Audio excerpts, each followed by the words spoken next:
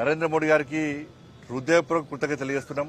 2014 సంవత్సరంలో బడ్జెట్ ప్రవేశపెట్టే సందర్భంగా నరేంద్ర మోడీ గారు ఈ దేశంలోని రైతులకు హామీ ఇచ్చారు. రైతుల ఆదాయాన్ని రెట్టింపు చేసి చూపెడతామని చెప్పి ఆ రోజు ప్రియతమ నేత నరేంద్ర మోడీ గారు ఏదైతే హామీ ఇచ్చారో దానికి అనుగుణంగా ఇవాళ 80% రెట్టింపు చేస్తాం. ఇంకో సంవత్సరం వరకు రైతు ఆదాయాన్ని 100% రెట్టింపు చేసేయడానికి ప్రభుత్వం ప్రయత్నిస్తున్నది. 2014లో వరి ఎంఎస్పీ ఎంత అంటే 1310 రూపాయలు. ఇది పెంచుకుంటూ లాస్ట్ కు చివరకు నిన్నాక మొన్న కూడా క్వింటాల్కు 69 రూపాయల ఎంఎస్పీ పెంచడం జరిగింది. పత్తికి 589 రూపాయల పత్తికి పెంచడం జరిగింది.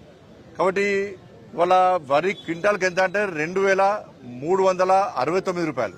గ్రేడ్ 100కి 2389 రూపాయలు. 1310 నుంచి 2800 తీసుకొచ్చిన అర్థం చేసుకోండి. వాళ్ళ 80% రెట్టింపు మనం చేస్తాం.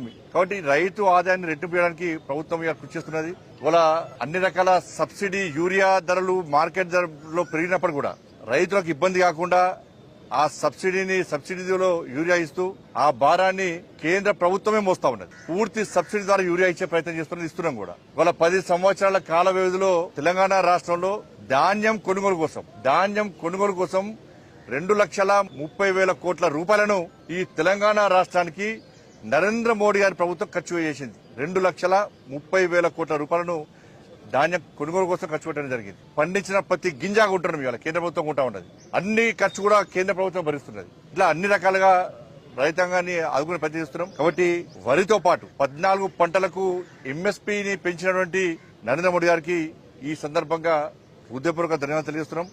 రాబోయే రోజుల్లో ఇంకా రైతుల విషయంలో ఆదుకునే ప్రయత్నం చేస్తాం.